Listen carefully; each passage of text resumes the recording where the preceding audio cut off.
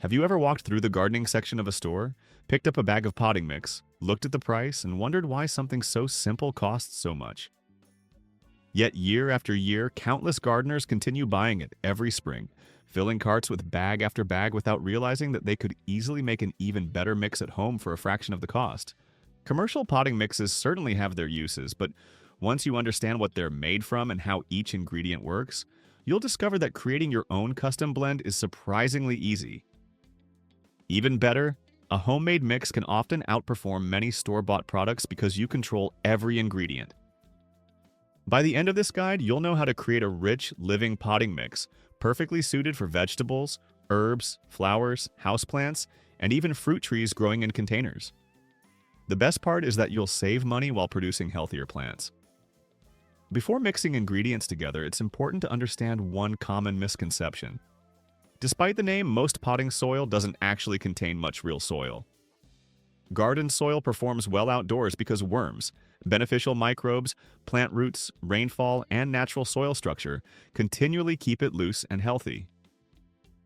Inside a container, however, ordinary garden soil quickly becomes compacted, reducing airflow, trapping excess moisture, and making it difficult for roots to thrive. That's why high-quality potting mixes are always light, fluffy, and well-draining. A successful container mix only needs to accomplish three things: provide excellent airflow around the roots, hold enough moisture without becoming waterlogged, and supply nutrients that plants can access over time. Once you understand these three basic principles, creating your own mix becomes incredibly straightforward. Most commercial potting mixes are built using almost identical ingredients. They usually contain a moisture-retaining material such as peat moss or cocoa coir, an aeration component like perlite or pumice, compost or fertilizer to provide nutrients, and sometimes wetting agents or synthetic fertilizers. That simple formula forms the foundation of nearly every bag you find in the store, but making your own allows you to improve upon it. The first ingredient to consider is the moisture-retaining base. One of the best modern choices is cocoa coir, which is produced from coconut husks. Cocoa coir absorbs large amounts of water while still allowing oxygen to reach plant roots. Even if it dries out completely, it rehydrates quickly and easily, unlike peat moss, which can become difficult to moisten again after drying. Since cocoa coir is harvested from a renewable resource, many gardeners also prefer it for environmental reasons. Peat moss remains another excellent option because it creates a soft, lightweight growing medium that retains moisture extremely well, although it shares the disadvantage of becoming difficult to re-wet after drying. Whichever material you select should make up approximately 1/3 of your finished potting mix. The next essential ingredient provides drainage and airflow. Healthy roots require oxygen just as much as they require water, and without enough air spaces, constantly wet roots become highly susceptible to rot and disease. Perlite is the material most gardeners immediately recognize. These lightweight white particles are expanded volcanic glass that keeps the mix loose while improving drainage and preventing compaction. Pumice performs the same function, but offers one additional advantage because it stays evenly distributed throughout the container instead of gradually floating toward the surface over time. Some gardeners also use coarse builder's sand, but only if the particles are genuinely large. Fine sand fills valuable air pockets and makes the growing medium denser instead of lighter. Roughly 1/3 of your potting mix should consist of one of these aeration materials. The final ingredient is what truly transforms an ordinary growing medium into a living ecosystem: finished compost. Compost contributes much more than nutrients. It introduces beneficial microorganisms, improves the overall structure of the mix, stabilizes moisture levels, and slowly releases nutrients over an extended period. This is one area where homemade potting mixes frequently outperform commercial products, since many packaged mixes contain only limited amounts of compost and instead rely heavily on synthetic fertilizers. Rich, mature compost that is dark, crumbly, and smells like a healthy forest floor creates a biologically active environment where roots thrive naturally. Compost should also account for roughly 1/3 of the finished blend. The basic homemade recipe is therefore wonderfully simple. Combine 1 part cocoa coir or peat moss, 1 part perlite or pumice, and 1 part finished compost. This balanced formula creates a reliable growing medium suitable for a wide variety of plants. However, the real advantage of making your own potting mix is the ability to adjust the ingredients for the specific crops you're growing. 1. Tomatoes and peppers. Tomatoes and peppers are among the heaviest feeders commonly grown in containers. They develop large root systems, sturdy stems, lush foliage, and eventually support dozens of blossoms and heavy fruits. To accomplish all of that growth, they require a constant supply of both oxygen and nutrients. Begin with the standard 1/3 cocoa coir or peat moss, 1/3 perlite or pumice, and 1/3 compost mixture. Then improve it further by incorporating a generous handful of worm castings into each container. Worm castings supply gentle, slow-release nitrogen, beneficial microbes, trace minerals, and naturally occurring compounds that encourage vigorous root development without the danger of fertilizer burn. Next, mix in approximately 1 tablespoon of bone meal, which provides phosphorus essential for strong root growth and abundant flowering. Adding a small quantity of crushed eggshells or another organic calcium source helps reduce the risk of blossom end rot, particularly when watering remains consistent.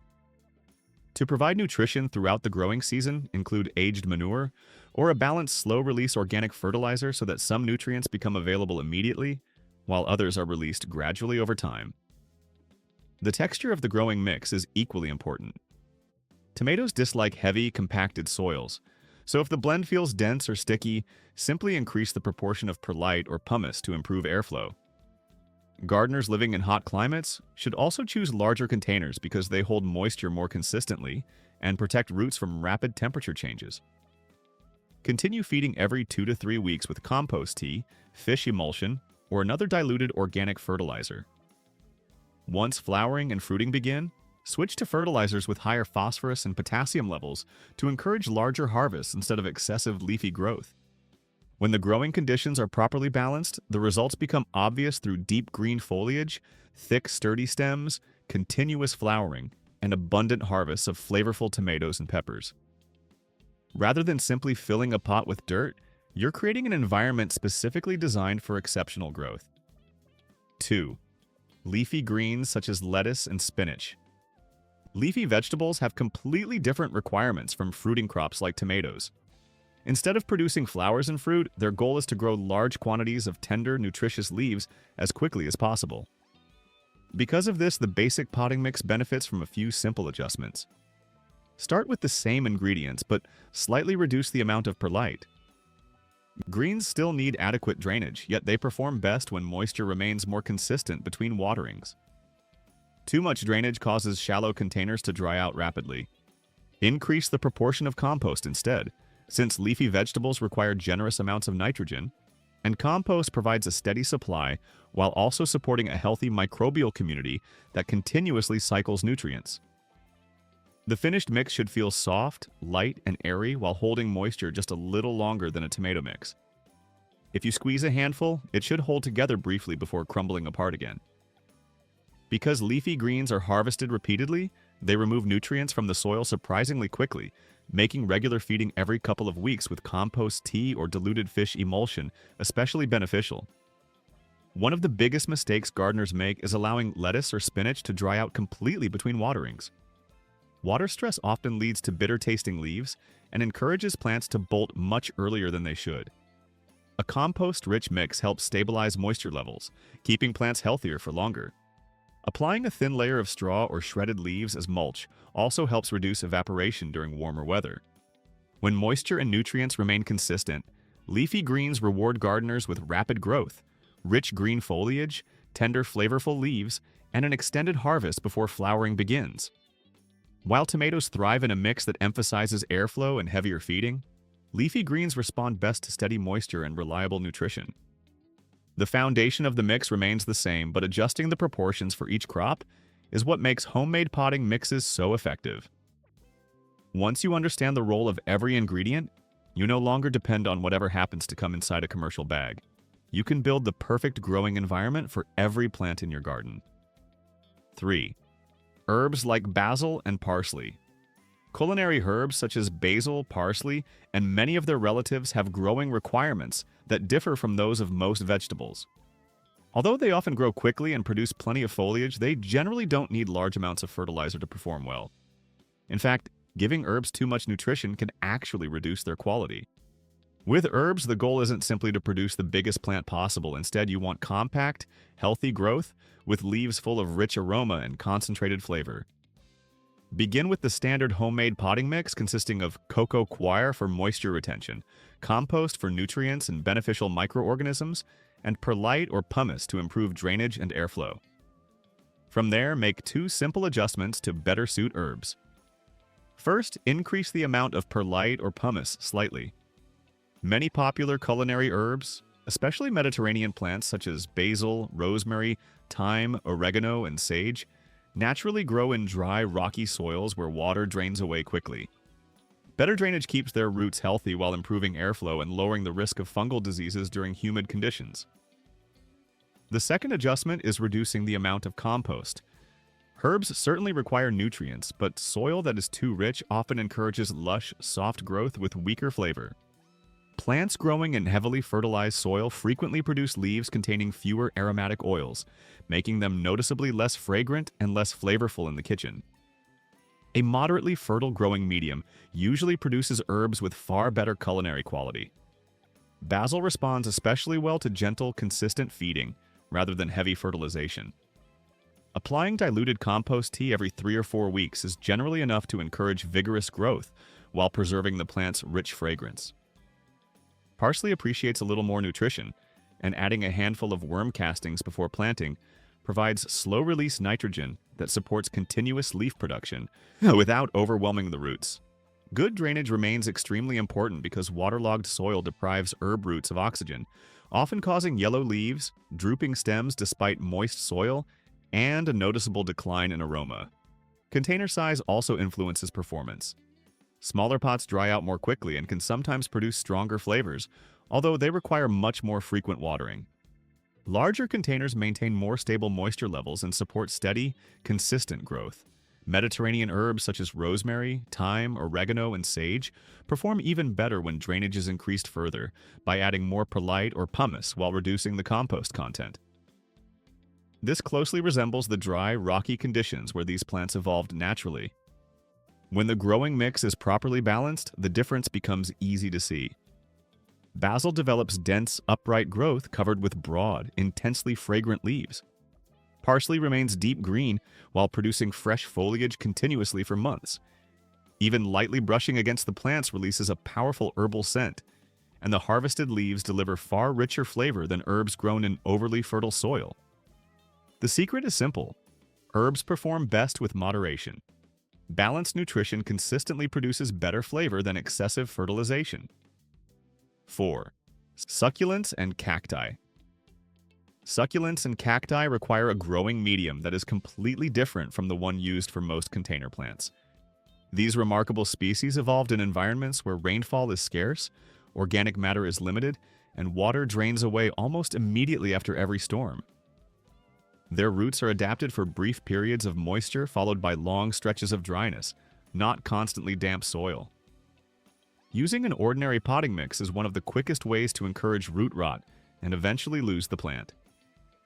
For succulents, drainage is always far more important than fertility. Begin with only 1 part cocoa coir or another moisture-retaining material, providing just enough water-holding capacity to support healthy roots. Then significantly increase the mineral component by adding 2 parts perlite or pumice. This creates an extremely open, porous growing medium that allows excess water to drain away rapidly while maintaining excellent airflow around the roots. Pumice is particularly useful because it improves stability without reducing aeration. If possible, incorporate coarse sand, crushed gravel, or small stones to better imitate natural desert soils. Avoid using fine sand since it fills valuable air spaces and creates a heavier, more compact mix instead of a loose one. Compost should be used sparingly. A small amount provides trace nutrients, but excessive organic matter retains too much moisture. Succulents are naturally light feeders and remain healthiest in lean, mineral-rich soil rather than nutrient-heavy growing media. Proper watering is just as important as the mix itself. These plants thrive when watered deeply, followed by enough time for the soil to dry almost completely before watering again. A porous growing medium makes maintaining this cycle much easier. Choosing the right container also improves success. Unglazed terracotta pots allow moisture to evaporate through their sides, helping prevent overwatering, while plastic pots retain moisture much longer and require more careful attention. Many beginners mistakenly give succulents small amounts of water every few days, but infrequent deep watering is far healthier than constant shallow watering. Healthy succulents clearly show when conditions are right. Their leaves remain plump and firm, stems stay strong, growth remains compact instead of stretched, and healthy roots appear bright white. When the mix stays too wet, problems develop quickly. Leaves begin turning yellow, stems soften near the base, and root rot eventually causes the entire plant to collapse. The formula for success is remarkably simple. Use less compost, retain less moisture, dramatically increase drainage, and maximize airflow. Instead of creating rich, fertile soil, your goal is to recreate the dry, rocky environment these plants naturally evolved to survive. Once you understand how differently herbs and succulents interact with their growing medium, modifying one basic potting mix to suit nearly any plant becomes both simple and practical. 5. Strawberries. Although strawberry plants remain relatively small, they can be surprisingly demanding when grown in containers. Their shallow root systems, continuous flowering, and ongoing fruit production require dependable moisture, moderate fertility, and slightly acidic soil throughout the growing season.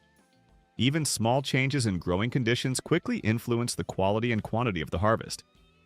If the soil becomes too dry, berries often remain small and lack juiciness. If excess water surrounds the roots, oxygen levels fall and root diseases become much more likely.